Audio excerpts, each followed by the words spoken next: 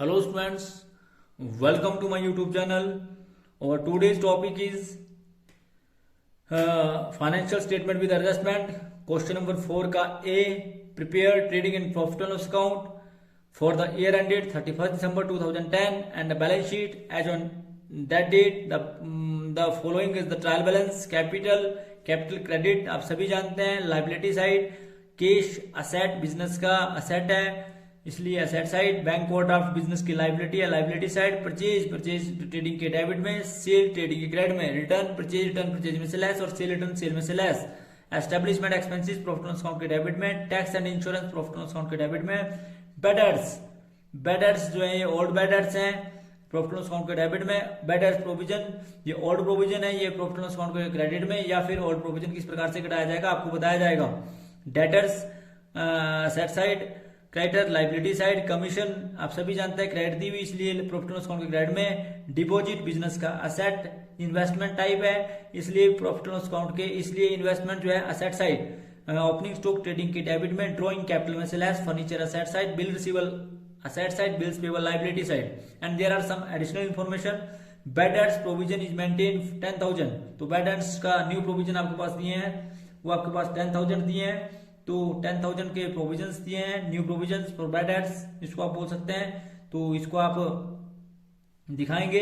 Interest on received on deposit में add और profit and loss account के credit में, इंटरेस्ट ऑन बैंक ओवरड्राफ्ट तो बैंक ओवरड्राफ्ट में ऐड और प्रॉफिट एंड लॉस अकाउंट के डेबिट में, salary tax outstanding and insurance prepaid तो सैलरी और टैक्स में ऐड आउटस्टैंडिंग और लाइबिलिटी साइड, और प्रीपेड इंश्योरेंस में से इंश्योरेंस लेस, और दूसरा असेट साइड कमीशन जो है 1,000 रिसीव्ड इन एडवांस तो कमीशन में से लेस और लाइबिलिटी साइड, क्लोजिंग स्टॉक 45,000 तो ये इसकी भी डबल एंट्री और ये एंट्री की जाएगी ट्रेडिंग के क्रेडिट में और असेट साइड। इसी प्रकार से डेप्रिसिएशन ऑन फर्नीचर दिया है तो डेप्रिसिएशन ऑन फर्नीचर का मतलब होता है फर्नीचर में से लेस और असेट साइड, तो इस प्रकार से इसकी एंट्री की जाएगी। क्वेश्चन बड़ा ध्यान से समझना है आपने तो आपको समझ भी आएगा और आपने बड़े ध्यान से जो इस वीडियो को देखना है। तो क्वेश्चन नंबर 4 का A, trading and profit and loss account, left hand side is called debit side, right hand side is called credit side, trading and profit and loss account for the year ended 31st December 2010, first column particulars का amount in rupees, particulars amount in rupees। तो सबसे पहले हमारे पास जो दिया है वो दिए हैं जी कैपिटल आप सभी जानते हैं लाइबिलिटी साइड, इसी प्रकार से balance sheet as on 31st December 2010 liability amount in rupees, asset amount in rupees. तो सबसे पहले हम कैपिटल दिखाएंगे। कैपिटल आप सभी जानते हैं कैपिटल जो है वो लाइबिलिटी साइड दिखाई जाती है, तो कैपिटल आपके पास दी हुई है 1 लाख तो आपके पास कैपिटल दिया है। कैपिटल के बाद आपके पास दिया कैश आप सभी जानते हैं असेट साइड, कैश जो है वो असेट साइड दिखाया जाएगा तो कैश हम असेट साइड दिखाएंगे। तो कैश हमारे पास दिया है जी 15,000, तो 15,000 हमारे पास कैश दिया है। उसके बाद हमारे पास जो है वो बैंक ओवरड्राफ्ट दिया है, बैंक ओवरड्राफ्ट के साथ एडजस्टमेंट है तो बैंक ओवरड्राफ्ट के साथ हम एडजस्टमेंट भी करेंगे, तो बैंक ओवरड्राफ्ट जो है लाइबिलिटी साइड, तो बैंक ओवरड्राफ्ट जो है वो लाइबिलिटी साइड दिखाया जाएगा और बैंक ओवरड्राफ्ट का अमाउंट दिया है 20,000। आप सभी जानते हैं 20,000 जो है बैंक ओवरड्राफ्ट का अमाउंट दिया है जो आप लाइबिलिटी साइड दिखाएंगे, इसको इनर कॉलम में लिखेंगे क्योंकि इसका एडजस्टमेंट दिया है। इसी प्रकार से आपके पास जो है वो परचेज दी है और परचेज रिटर्न दी है और ओपनिंग स्टॉक इससे पहले आएगा क्योंकि ओपनिंग स्टॉक लिख देते हैं हम यहाँ, टू ओपनिंग स्टॉक जो अमाउंट आएगा उसको लिख देंगे। उसके बाद आपको परचेज दी है टू परचेज आपके पास जो दी है उसका अमाउंट लिखेंगे, टू परचेज और परचेज रिटर्न और सेल रिटर्न भी आपके पास दी है, तो टू परचेज आपके पास कितनी दी है उसका अमाउंट लिखते हैं। तो टू परचेज आपके पास दी है 1,20,000 आपके पास टू परचेज दी है और बाय सेल आपके पास दी है, बाय सेल जो आप क्रेडिट साइड लिखते हैं बाय सेल वो दिए 1,50,000। फिर आपके पास सेल रिटर्न दिया है जो डेबिट साइड दिया हुआ लेस रिटर्न जिसको आप बोलते हैं सेल रिटर्न, तो आपके पास 10,000 दिया है, इसको घटाने के बाद आपके पास है 1,40,000। और इसी प्रकार से आपके पास परचेज रिटर्न दिया है लेस परचेज रिटर्न जिसको आप रिटर्न आउटवर्ड बोलते हैं, तो रिटर्न आपके पास परचेज रिटर्न भी आपके पास 20,000 दिया है तो 20,000 आप इसको घटा देंगे तो आपके पास है 1 लाख। तो इस प्रकार से आपने सेल में से सेल रिटर्न और परचेज में से परचेज रिटर्न घटाया और उसके बाद आप जो है अगली आइटम जो आपके पास दी है एस्टेब्लिशमेंट एक्सपेंसेस की है, तो एस्टेब्लिशमेंट एक्सपेंसेस आप सभी जानते हैं प्रॉफिट लॉस अकाउंट के डेबिट में टू एस्टेब्लिशमेंट एक्सपेंसेस, जो आपका एस्टेब्लिशमेंट एक्सपेंसेस है वो बिजनेस का ऑफिस का खर्चा है, और एस्टेब्लिशमेंट एक्सपेंसेस हमेशा प्रॉफिट एंड लॉस अकाउंट के डेबिट में दिखाए जाते हैं। तो एस्टेब्लिशमेंट एक्सपेंसेस जो है वो प्रॉफिट एंड लॉस अकाउंट के डेबिट में दिखाए जाएंगे, और एस्टेब्लिशमेंट एक्सपेंसेस आपका 22,000। एस्टेब्लिशमेंट एक्सपेंसेस के बाद आपके पास टैक्स एंड इंश्योरेंस का दिया हुआ है, तो यहाँ पर लिखेंगे to tax and insurance, to tax and insurance.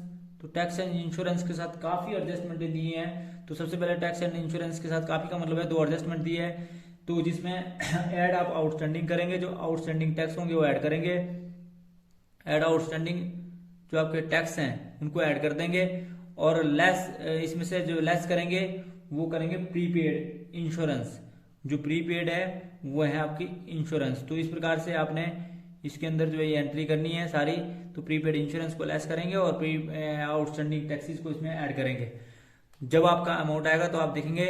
उसके बाद बैड डेट्स, तो बैड डेट्स के लिए भी जो है वो प्रोविजंस दिए गए हैं। तो ओल्ड प्रोविजन को आप क्रेडिट साइड भी दिखा सकते हैं। तो सबसे पहले तो आपके पास 2 बैड डेट्स दिया है, 2 बैड डेट्स दिए हैं।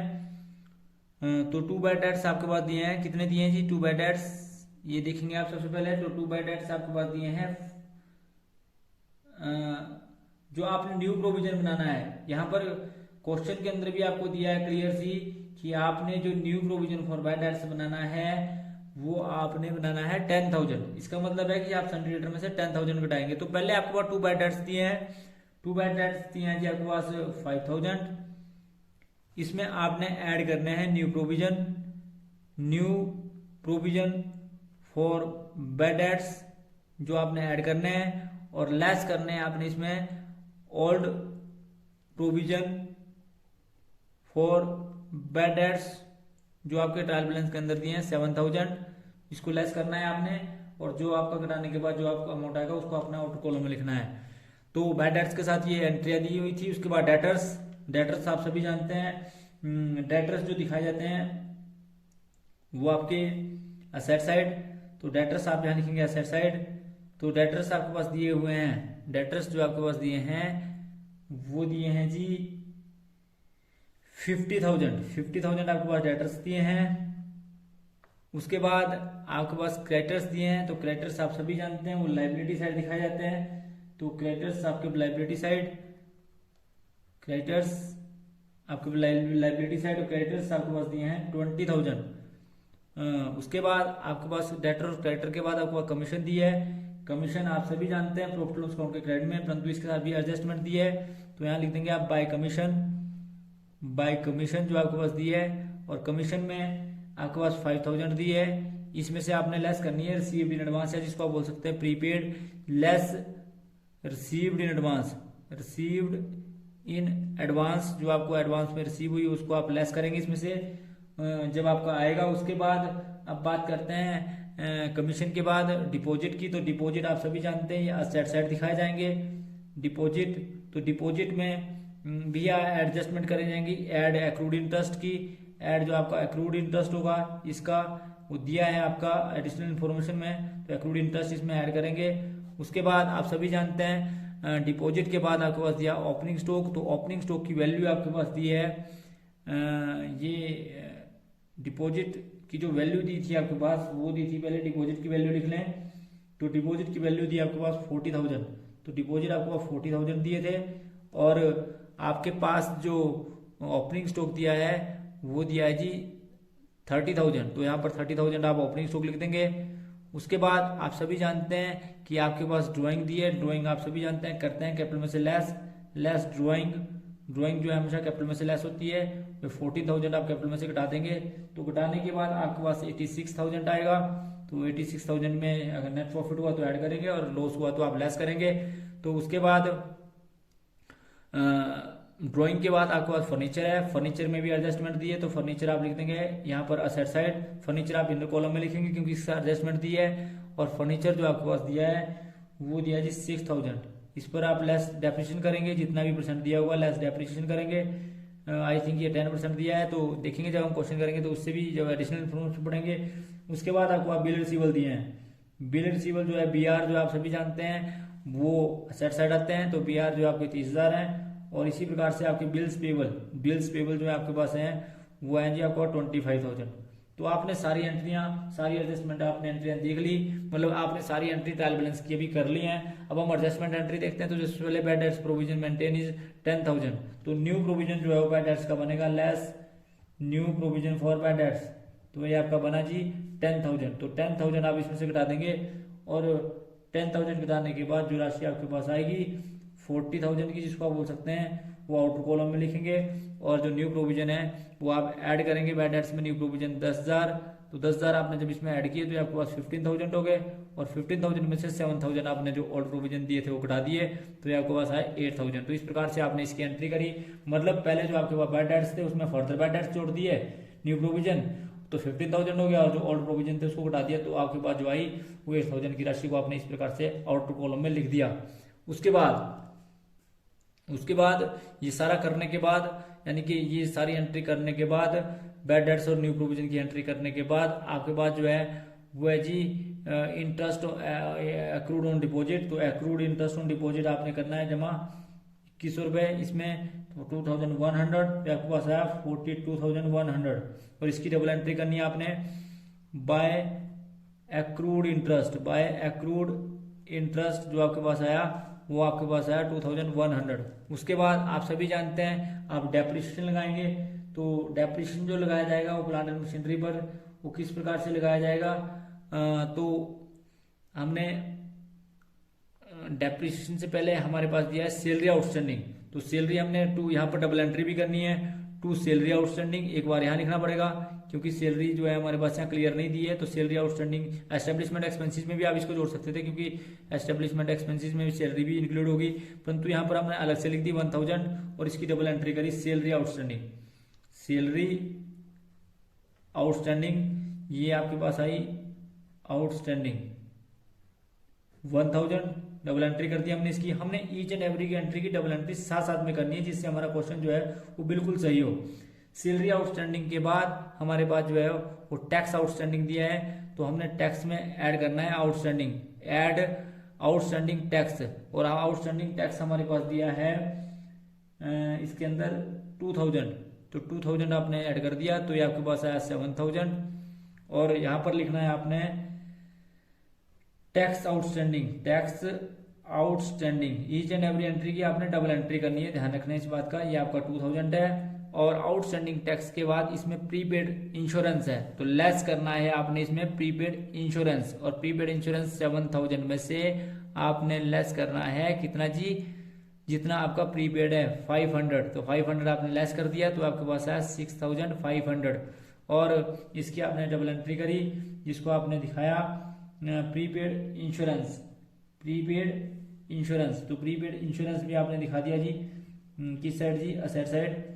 तो प्रीपेड इंश्योरेंस ये आपके पास है जितना आपने घटाया यानी कि 500, और उसके बाद प्रीपेड इंश्योरेंस के बाद आपका कमीशन रिसीव्ड इन एडवांस, तो less commission received in advance 1,000, और ये घटाने के बाद आपके पास आया 4,000, और आपने इसकी डबल एंट्री करी, यानी कि जिसको आप बोल सकते हैं कमीशन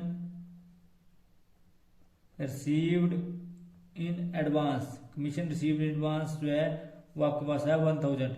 उसके बाद आपने एक एंट्री आपकी, उसके बाद कमीशन रिसीव्ड इन एडवांस, आपने bank overdraft interest on bank overdraft outstanding जो है वो छोड़ दिया, इसको आप ऐड करेंगे यहाँ पे, add interest on bank overdraft outstanding. तो उसके बाद ये आपके पास आया जी इंटरेस्ट ऑन बैंक ओवरड्राफ्ट जो आपके पास आया वो आया जी आपके पास कितना था 3,000, तो इसकी भी आप डबल एंट्री कर लें 3,000, पहले इसमें ऐड कर लें 3,000, और ये आपका टोटल आया 23,000, और इसकी भी आप डबल एंट्री करेंगे to interest on bank overdraft that is 3,000। उसके बाद ये भी आपने डबल एंट्री कर ली, कमीशन रिसीव्ड इन एडवांस की भी कर ली। उसके बाद अगली जो एंट्री है वो है जी क्लोजिंग स्टॉक की, तो क्लोजिंग स्टॉक की आप डबल एंट्री कर लें। यहाँ पे लिखें पहले बाय क्लोजिंग स्टॉक, एक बार ट्रेडिंग के क्रेडिट में 45,000, और दूसरी बार बैलेंस शीट में असेट साइड, इसको आप स्टॉक यानी क्लोजिंग स्टॉक की संख्या देते हैं। स्टॉक जो आपका क्लोजिंग है ये आपका है जी आपका 45,000, उसके बाद आप इसकी अगली एंट्री करेंगे, तो अगली एंट्री आपके क्या करेंगे जी, फर्नीचर पे डेप्रिसिएशन की, लेस डेप्रिसिएशन ऑन फर्नीचर जो 10% है, 6000 का 10% 600, तो ये आपके पास आया 5400, और इसकी डबल एंट्री कर लें तो यहाँ पर आया to depreciation on furniture, to depreciation on furniture आपने लगाया और ये आपके पास 600, ये कैसे आया, 6000 का 10%, इस प्रकार से इसको कैलकुलेट करते हैं तो आपके पास है 600। तो इस प्रकार से आपने देखना कि आपने सभी एंट्रियों की डबल एंट्री कर ली, यहाँ पर आपने फर्नीचर की भी कर ली डबल एंट्री, उसके बाद आपने डिपॉजिट की भी कर ली, उसके बाद आपने प्रोविजन फॉर बैड डेट्स की भी कर ली, उसके बाद आपने क्लोजिंग स्टॉक की भी कर ली, बिल रिसीवेबल, बिल्स पेबल, और ये आपने सारी चीजें दिखा दी, इंश्योरेंस प्रीपेड की भी कर ली। तो आपने सबकी डबल एंट्री कर दी। डबल एंट्री करने के बाद आप क्लोज करेंगे। क्लोजिंग में सबसे पहले आप ट्रेडिंग अकाउंट करेंगे, तो ट्रेडिंग अकाउंट का टोटल करने के बाद you will find the total of is 1,85,000। इसका टोटल आया वो आया 1,85,000 और इसका टोटल भी 1,85,000। तो 1,85,000 में से आपने ये सारे खर्चे कटाए, 1,30,000 कटाया, तो आपके पास ग्रोस प्रॉफिट आया टू ग्रोस प्रॉफिट। इस ग्रोस प्रॉफिट को जो है आप यहाँ लिख देंगे, दैट इज 55,000, और ये ग्रोस प्रॉफिट है आप यहाँ से प्रॉफिट लॉस अकाउंट में ले जाएंगे बाय ग्रोस प्रॉफिट। तो ग्रोस प्रॉफिट जो आपके पास आया वो है आपका 55,000, और 55,000 में आप 4,000 प्लस 2,001 जोड़ देंगे, तो ये आपके पास जो टोटल करने के बाद you will find the total of credit side is more than the debit side, that is 61,100, और ये भी आपका 61,100 आया। आमने सामने टोटल आपने बराबर किया, और जो आपके पास आया वो आया जी आपके पास नेट प्रॉफिट, जो आपने ट्रांसफर किया कैपिटल अकाउंट में। नेट प्रॉफिट जो आपने ट्रांसफर करना है वो क्या करना है, कैपिटल अकाउंट में, और ये आपके पास आया 20,000, और 20,000 के नेट प्रॉफिट को आपने कैपिटल में जोड़ दिया, ऐड नेट प्रॉफिट, यहाँ पर आप नेट प्रॉफिट को जोड़ देंगे, और ये आपके पास 20,000 है। जब आप इसमें 20,000 जोड़ेंगे तो ये आपके पास आया 1,06,000, और 1,06,000 में ये सारी चीजें जोड़ेंगे। सारी चीजें जोड़ने के बाद आपने देखा कि लाइबिलिटी साइड का टोटल जो आया वो आया 1,78,000, और इसी प्रकार से असेट साइड का टोटल भी आपके पास आया 1,78,000। दैट मीन्स की totalling of both side are equal to each other. Question number 4 का ए आपने देखा कि जिसमें आपकी दोनों साइड का टोटल आपस में मिल गया। दैट मीन्स की दोनों साइड के टोटल का मिलना इस बात की ओर इंडिकेट करता है कि आपका क्वेश्चन सही है। तो ये था जी आपका क्वेश्चन नंबर 4 का ए, जिसमें मैंने आपको बड़ा डिटेल में इस क्वेश्चन को कराया और किस प्रकार से आप एंट्री करते हैं उन सारी एंट्रियों के बारे में भी समझाया। तो अब होप है कि आप लोगों को ये क्वेश्चन भी समझ आ गया होगा। तो thanks for watching the video. Please like, comment and subscribe my channel and press bell icon for next notification. Thank you.